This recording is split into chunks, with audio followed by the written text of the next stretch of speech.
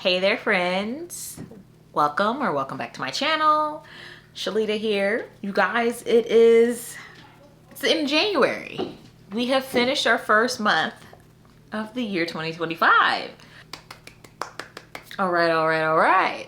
So how did our reading goals go for January? Did we read anything good? Did we read some duds? Did we DNF anything? I think I had a pretty decent January. We will hash it out in my January wrap up. So you all should be getting this video first before the wrap up.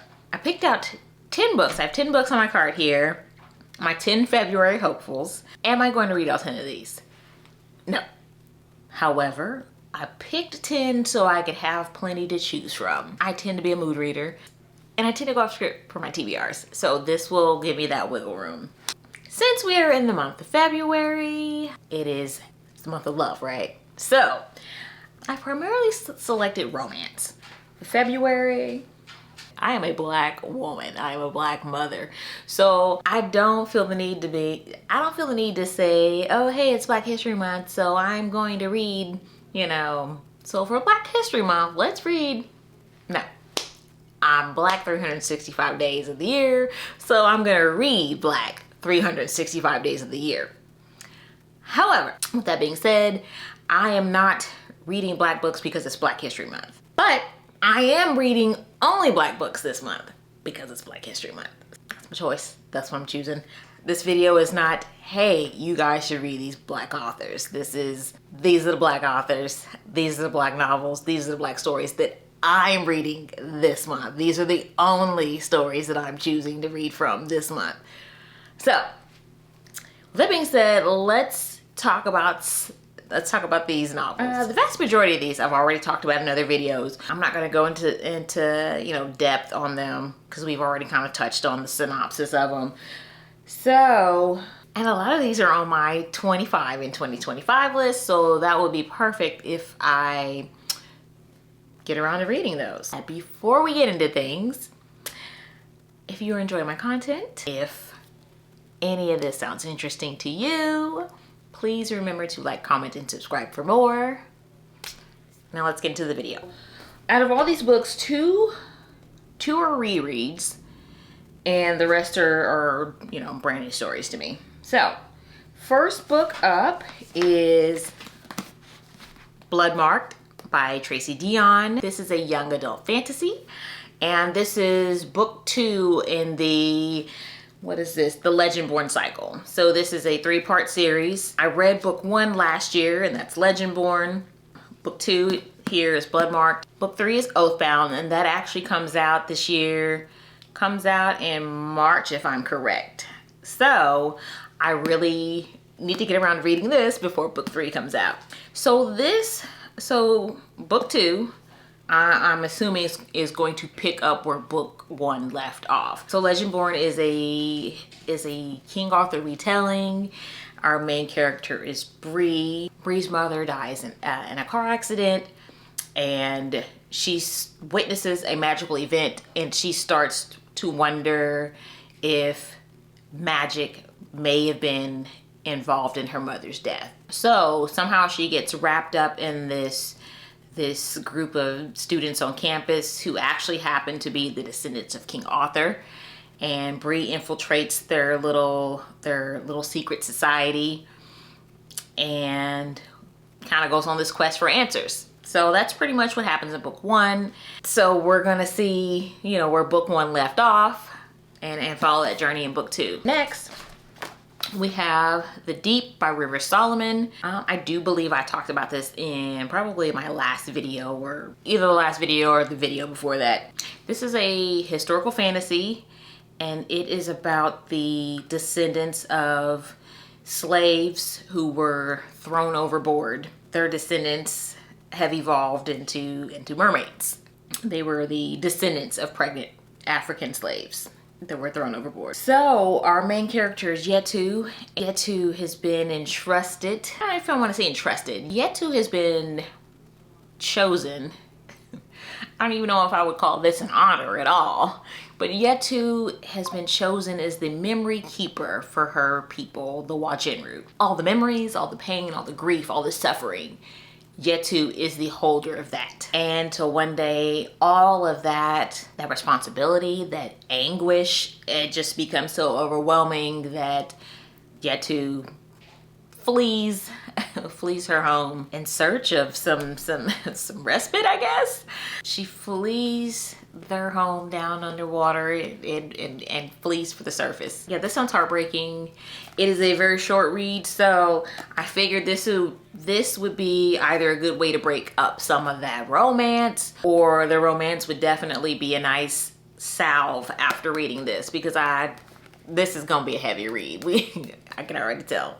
Next, we have The Fastest Way to Fall by Denise Williams. And this is a standalone romance novel. Denise Williams is definitely like one of my favorite writers. I love her romance novels. The main female characters, always a black woman, always a black woman in STEM. So this book is a little bit of a forbidden romance. So, and this one we have our main female character, Britta, who is a writer for a lifestyle magazine or a lifestyle website. And then we have our main male character, Wes, who is the creator or the founder of this fitness app.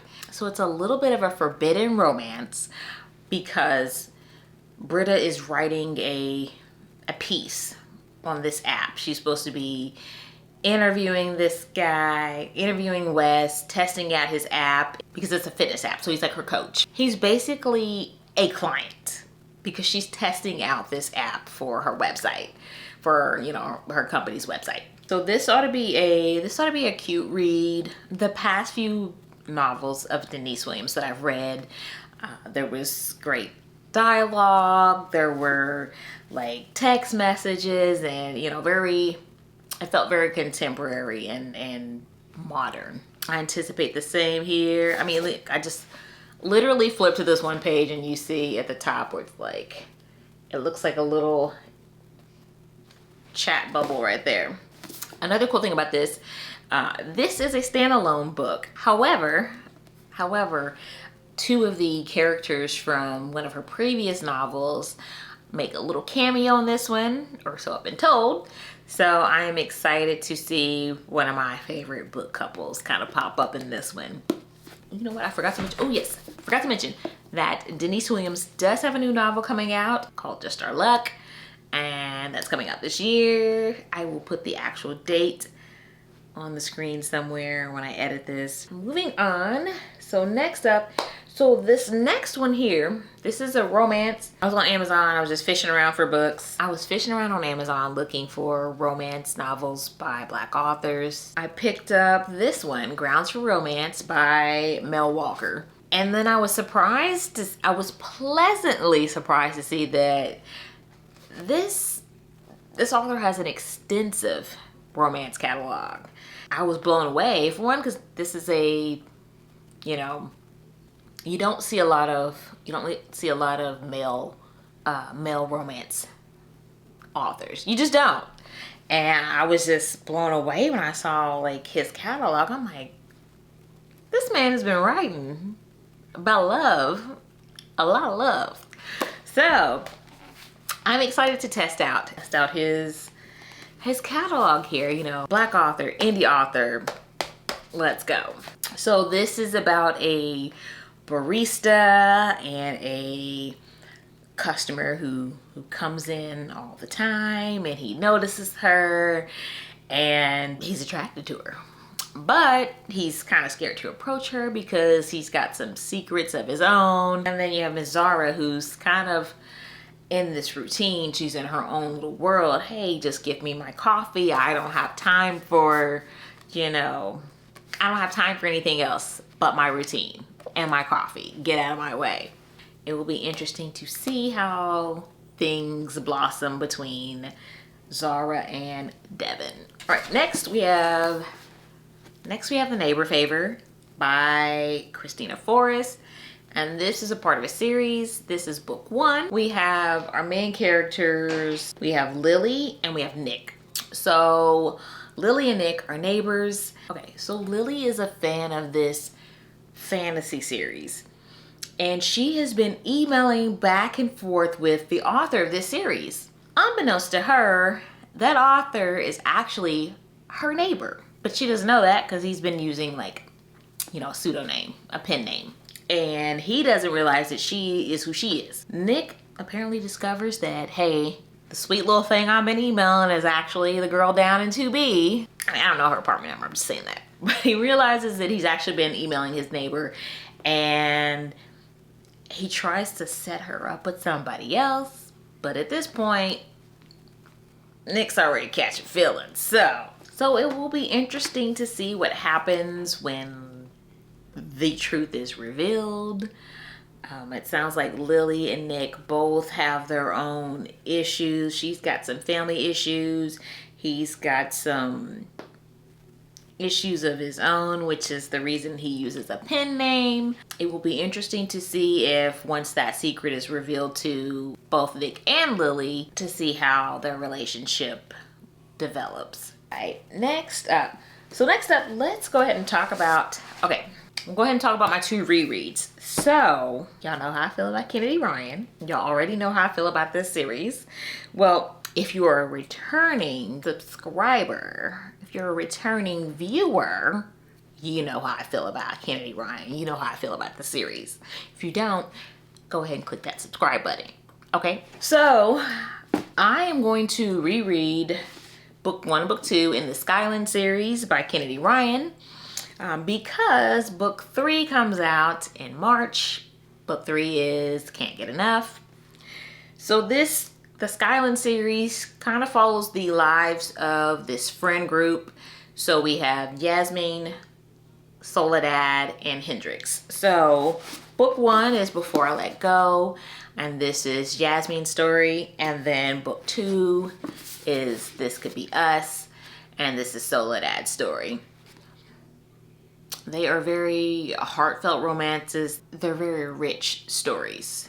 And these characters, you almost feel this attachment to them, this I mean, I guess you can't say you bond with them, because I mean, they're characters and they can't bond back, but you feel this kinship with these characters. So in our first book, we have Yasmin and Josiah. They are recently divorced. They are co-parenting and running a business together, and we are just going on this journey with them. And the question is, you know, is love enough? Will they find their way back to each other and not only mend their relationship, but mend their family? And this is just a beautiful, beautiful book. And then we have book 2, like I said, is about Soledad and her story. So Soledad has been married to her college sweetheart. Her college sweetheart gets into some major legal trouble, which forces Soledad to become independent. She's been a housewife throughout their marriage. She put her career on hold to support his career and to raise their children. So she has to learn to support herself, to support her girls. And we follow this journey. For her, it's not just a love story between her and, you know, our main male character, Judah, but it's also a journey of self-love, of self-discovery, of you know, finding oneself. So really excellent book. So I want to read those to prepare myself for book 3, for Hendrix's story. Have you read these? Have you read either of these books in the Skyland series? If you have not, I highly recommend this series. It's excellent. Well, we might as well just make this a Kennedy Ryan fest and just go ahead and pull this next one out. This is Real by Kennedy Ryan. This is one that I have been dying to get to. I've heard nothing but good things about this book. This book follows our 2 main characters, Neva and Kanan. this one's like a forbidden romance because of the power differential. So Neva is an actress. Kanan is the director in I believe it's a play or a film. Okay, so yes, so Kanan is a film director. He is the director for the film that Neva is starring in. Like I said, this is a forbidden romance. So, you know, will they choose love over their careers? Can they have them both? I guess we will find out when we read this. All right, where are my Kennedy Ryan fans at? My Kennedy Ryan fans, if you are out there, let me know down in the comments, what is your favorite Kennedy Ryan book so far? All right, so our next two. Okay, so we are like heavy on the romance. I think I've talked about 2 fantasies. So I do want to break up some of this romance. I know, you know, it's a lot. Next we have The Blueprint by Ray Gianna Rashad. And I think in my previous videos, I have said this was a historical fiction. I'm inaccurate in that. This sounds more, I'm like looking at it and reading it again. This is more like dystopian. Like this is fiction, but like a dystopian fiction. So this book takes place, or this novel takes place in Texas. Our main character, Solene. So it's in the United States, in this alternate United States. An algorithm determines a Black woman's occupation, spouse, and residence. Y'all, that's wild. Like, that's wild. An algorithm determines a Black woman's occupation, spouse, and residence. Just imagine that, having your choice taken away. Okay, but where I was getting the historical fiction aspect from was that, so Solene is writing, she is writing about her ancestor who was a concubine to a U.S. politician, U.S. government official in the 1800s. So this book here is inspired by enslaved concubines to United States politicians, plantation owners. So this book sounds jarring. It sounds wild. I mean, you've got 2 different timelines going on here, I imagine. I imagine we're probably gonna be going back and forth from, you know, the future alternate United States back to the 1800s to get the perspective of her ancestor, Henriette. So we're probably going to be going back into the 1800s to get Henriette's perspective. So I'm excited. This, like I said, this sounds jarring. It sounds very intriguing. And the last book that we have is The Vicious Games by Joelle Wellington. So this book has been compared to Squid Games. We have our main character, Adina. Adina is a Black student at a prestigious, predominantly white, like private school. And it gets into some trouble. She gets into a bit of an altercation, and she is basically like blackballed, like blacklisted from her number 1 pick, Ivy League school. You know, the university or the school that she wants to attend, you know, after she graduates high school. The only way to, I guess, redeem herself, the only way to get herself back on track is to enter into these games. These games that are held and sponsored by the founding families of the private school that she's at. So Adina quickly learns that this is more than just a game. You know, the stakes are high, and that this is the life or death. So this sounds very good, very thrilling, very exciting, a little action packed. So, and did I say this is a young adult thriller? I didn't say that already. Okay, here we go. All right, guys. So have you read any of these? Have you read any of these? Let me know down in the comments.